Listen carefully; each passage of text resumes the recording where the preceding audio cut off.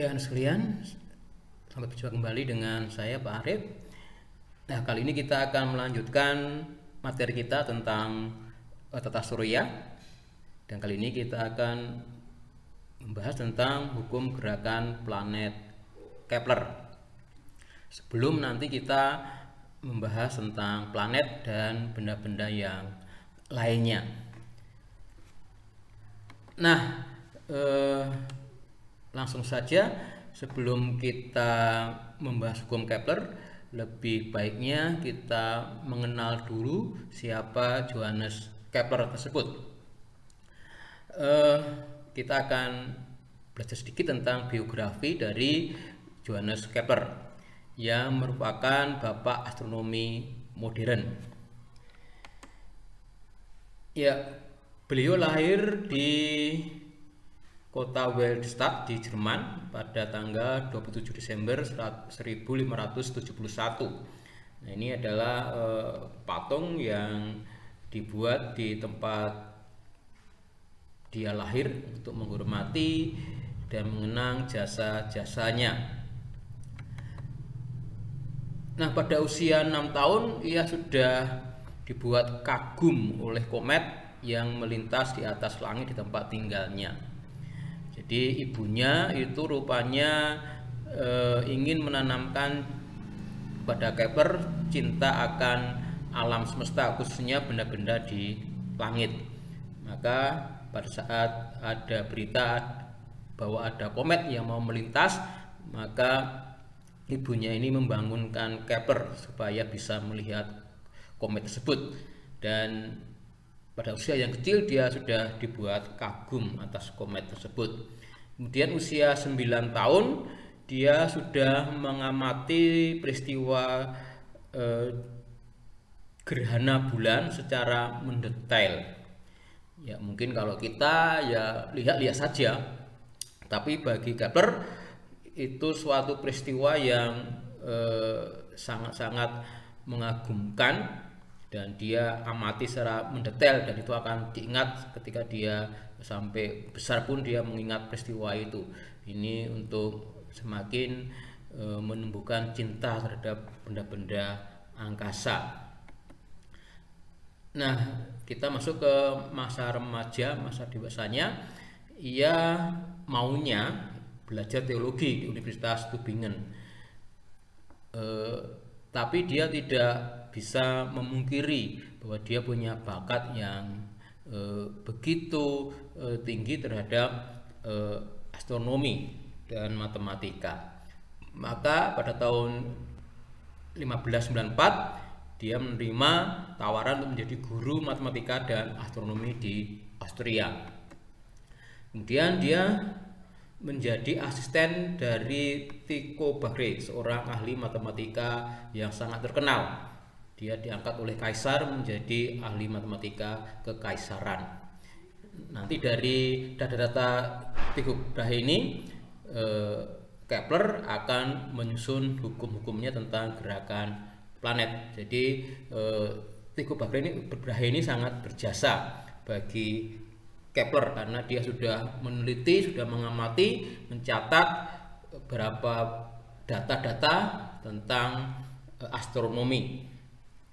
Kemudian tahun 1596 ia menerbitkan buku yang pertama tentang astronomi, yaitu The Cosmic Mystery. Nah, di dalam buku ini dia membuat model 3 dimensi dari tata surya, dan ini menunjukkan bahwa dia itu menganut apa yang diutarakan oleh Kopernikus, bahwa pusat dari tata surya adalah matahari. Jadi dia mendukung pendapat dari bapak pendahulunya bahwa tata surya itu heliosentris, berpusat pada matahari, karena pada waktu itu masih banyak yang geosentris, berpendapat bahwa tata surya itu pusatnya ada di bumi. Kemudian tahun 1609 dia menerbitkan bukunya yang kedua, The New Astronomy. Nah, di dalam buku inilah memuat hukum pertama dan kedua Kepler. Kemudian tahun 1619 dia menerbitkan buku Harmony of the Worlds. Nah, di sini memuat hukum ketiga Kepler. Jadi hukum pertama 2, 3 itu diungkapkan, menyatakan di waktu yang berbeda, di buku yang berbeda. Kemudian beliau meninggal tahun 1630 di Regensburg di Bavaria. Nah, hasil karya Kepler itu sampai sekarang dimanfaatkan oleh para ahli untuk menentukan orbit satelit. Jadi ketika mau menentukan orbit satelit berapa kecepatannya, itu mereka menggunakan perhitungan dari karya Kepler. Dan untuk menghormati jasa-jasanya, maka namanya diabadikan sebagai pesawat ruang angkasa NASA yang sekaligus berfungsi sebagai teleskop ruang angkasa. Dan sudah banyak benda-benda angkasa yang dipotret oleh pesawat ruang angkasa ini. Jadi untuk menghormati jasanya, selagi NASA memberikan nama terhadap pesawat ruang angkasanya dengan nama Johannes Kepler. Nah, itu sekilas biografi Kepler. Ini nanti bisa menginspirasi kita. Nah, sekarang kita masuk ke hukum-hukumnya tentang gerakan planet. Nah, hukum pertama Kepler ini membicarakan tentang garis edar planet atau orbit planet. Setiap planet itu bergerak dengan lintasan elips. Matahari berada di salah satu titik fokusnya. Jadi sebelum hukum ini dinyatakan oleh Kepler, banyak orang beranggapan bahwa lintasan planet itu berbentuk lingkaran sempurna. Tapi Kepler meyakini bahwa berbentuk elips. Nah, karena elips berarti dia punya dua titik fokus. Nah, di mana titik fokusnya lain, ini titik fokus yang lainnya, dan matahari itu ada di salah satu titik fokusnya. Nah, jarak terdekat dengan matahari itu disebut sebagai perihelium. Kemudian jarak terjauh dari matahari itu aphelium. Nah, kita planet bumi itu periheliumnya sekitar 149 juta kilometer, sedangkan apheliumnya 152 juta. Jadi sekitar itu. Jadi jelas bahwa planet itu orbitnya berbentuk elips karena dia punya jarak dekat, terdekat, dan terjauh dengan matahari. Kalau bulat sempurna itu jaraknya selalu sama. Nah, sekarang mari kita lihat bentuk lintasan beberapa planet. Kita tidak semua, kita ambil contoh berapa saja.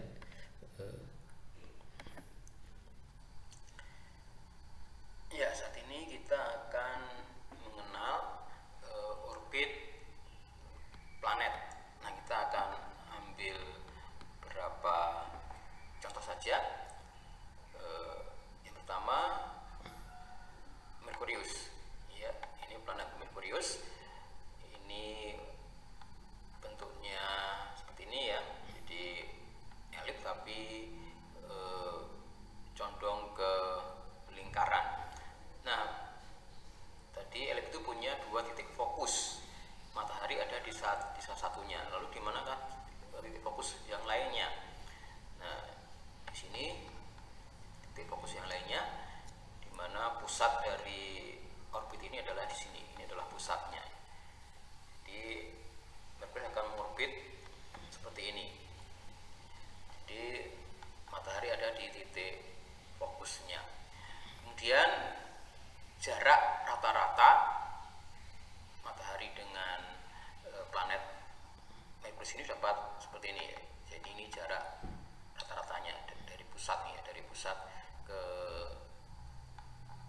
orbit.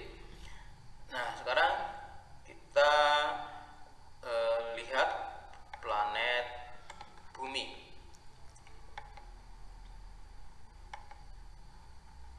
Ya, ini planet kita. Ternyata bentuknya itu hampir lingkaran bulat.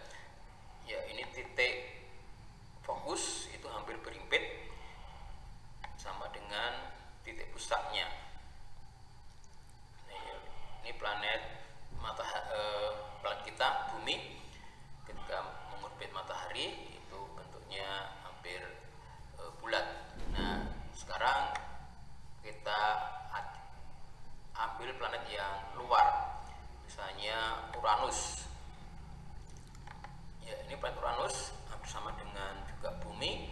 Ini antara titik fokus pertama dan yang kedua itu agak berimpit. Selagi di dalam gambar kan ini skalanya skalanya seperti ini 10 astronomi unit. Artinya skala seperti ini sama dengan 10 kali jarak matahari dan Bumi. Sehingga faktanya walaupun ini jaraknya berimpit tapi ini sangat jauh sekali. Sehingga ini tetap saja akan berbentuk elips. Karena ini skalanya dibuat seperti ini hampir berimpit, tapi kalau kita lihat di faktanya lagi jaraknya titik fokus itu jauh sekali.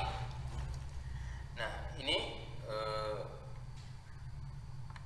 gambaran orbit beberapa planet. Ya, kita masuk ke hukum kedua Kepler. Hukum ini menyatakan bahwa setiap planet bergerak sedemikian sehingga suatu garis khayal yang ditarik dari matahari ke planet tersebut mencakup daerah dengan luas yang sama dengan dalam waktu yang sama. Secara jelasnya demikian. Kita beri gambaran ini titik A, saya beri nama titik A, titik B, titik C, D, E, dan F. Kemudian luas dari A ke B itu H, kemudian B, C, R, dan seterusnya. Maka menurut Kepler, jika waktu dari A ke B sama dengan dari B ke C, sama dari C ke D, sama dari D ke E. Jadi kalau waktunya sama ya, maka luas H, R, S sampai V itu juga sama. Jadi kalau ini sama, maka luasnya juga sama. Jadi untuk waktu yang sama, maka luas daerah yang disapu itu akan sama. Jadi ini hukum kedua Kepler. Nah, sekarang bisa kita lihat untuk bentuk lintasan yang berbeda oleh lintasan tersebut. Yang pertama kita lihat komet. Ini bentuk lintasan komet dan itu dari sapu. Kita lihat semakin dekat dengan matahari semakin cepat gerakan komet. Nah, ini luas daerah yang berwarna biru ini, S ini sama ya. Jadi luas ini sama. Nah, sekarang kita lihat misalnya bentuknya kita ubah bentuknya ya, kita perbesar, kemudian kita dekatkan titik fokusnya. Nah, kemudian bagaimana gerakannya? Ya, seperti ini bentuknya. Kalau lintasannya, jarak titik fokusnya kita berdekat, berarti kecepatan di dekat matahari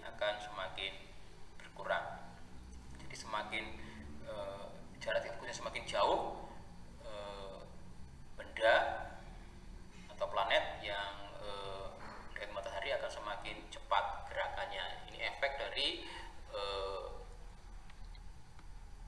hukum 2 Kepler, bahwa kecepatan gerak planet atau benda angkasa mengorbit berevolusi terhadap matahari itu semakin dekat dengan matahari akan semakin cepat gerakannya. Ya, kita masuk ke hukum 3 Kepler. Ini menyatakan bahwa periode kuadrat suatu planet berbanding dengan pangkat 3 jarak rata-ratanya dari matahari. Secara matematika ditulis P kuadrat sebanding dengan A pangkat 3. P ini adalah periode planet mengelilingi matahari dan A ini adalah jarak rata-rata planet terhadap matahari. Jadi contoh ini ada 2 planet. Jadi periode kuadrat dari planet pertama ini dibagi dengan jarak rata-ratanya ke matahari pangkat 3 itu sama dengan periode planet yang kedua kuadrat dibagi dengan jarak rata-ratanya terhadap matahari pangkat 3. Jadi ini berlaku untuk semua planet, sehingga seperti ini P kuadrat planet dibagi A3 planet sama dengan P kuadrat bumi dibagi A3 bumi nanti sama dengan 1. Kenapa? Karena P kuadrat itu sebanding dengan A pangkat 3. Nah, untuk jelasnya mari kita lihat simulasi berikut. Ya, ini grafik antara periode kuadrat berevolusi terhadap matahari dengan jarak pangkat 3. Jadi ini membentuk garis lurus dan kalau kita lihat perbandingannya 1 ya. Ini misalnya ini sama, jaraknya sama. Ini bumi sama 1,1. Ini Mars juga kalau sini nanti akan sama besarnya. Jupiter ini di sini akan sama, sehingga ini membentuk garis lurus linier. Nah, sekarang kita lihat simulasinya.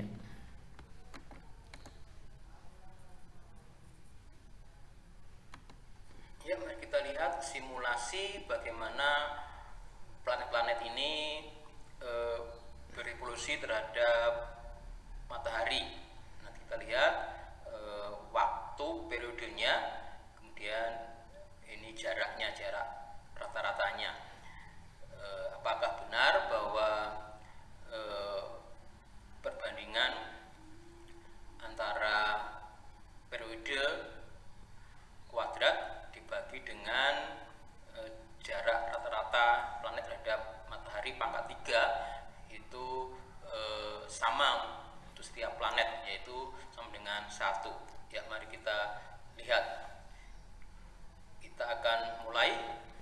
Ya, mereka mulai berevolusi. Ya, ini planet Merkurius. Ya, sudah 1 periode. Jaraknya ini. Periodenya ini, jaraknya ini. Kemudian kita lihat Venus. Ya, Venus masih belum 1 periode. Ya, 1 periode Venus. Ini waktunya, ini jaraknya. Kemudian bumi kita, bumi ya baru akan 1 periode. Iya. Kemudian yang terakhir Mars. Mars masih sampai di mana ya? Oh, masih sampai di sini. Ini baru sampai di sini. Mars ini di sini ada 2 satelit yang mengelilingi Mars ini. Udah, ini belum sampai, kita tunggu sebentar. Ya, Mars 1 periode. Ya, jika dihitung maka hasilnya sama dengan 1. Jadi periode kuadrat dari Merkurius dibagi dengan jarak rata-rata pangkat 3. Ini untuk Venus. Ya, dari apa yang kita pelajari, kita dapat mengembangkan karakter kita. Yang pertama kita belajar dari Kepler, dari biografi Johannes Kepler, maka kita itu harus menghargai dan mengembangkan bakat yang Tuhan berikan kepada kita secara bertanggung jawab. Kepler sejak kecil dia sudah menyadari bakatnya terhadap benda-benda angkasa. Dia sudah mulai mencintai, sudah meneliti sejak kecil, sejak usia 6 tahun. Dan pada saat remaja dia ingin menjadi seorang teolog, tapi dia tidak memungkiri bakatnya sebagai seorang astronom dan matematikawan, maka dia mengambil pekerjaan sebagai astronom. Dan kita telah menikmati hasil-hasil karya dari Kepler. Jadi kita masing-masing oleh Tuhan itu juga diberi bakat, dan mari kita menggali, menghargai dan mengembangkan bakat kita itu secara bertanggung jawab. Nah, yang kedua yang dapat kita pelajari bahwa alam semesta ini tidak berjalan liar, tetapi tunduk kepada ketentuan dari Sang Pencipta. Jadi semuanya berjalan itu sesuai dengan aturannya, ada hukum-hukumnya. Nah, kita sebagai makhluk ciptaannya juga harus tunduk kepada ketentuan dari Sang Pencipta kita. Nah, itu sekalian materi kita pada saat ini. Nah, besok kita lanjut ke materi tentang planet. Kita akan belajar planet itu dibagi menjadi berapa bagian apa saja, kemudian bagaimana orbitnya, bagaimana urutannya, dan seterusnya. Itu nanti akan kita pelajari tentang di planet. Oke, sampai berjumpa di materi berikutnya. Terus semangat belajar di rumah supaya kita lebih aman.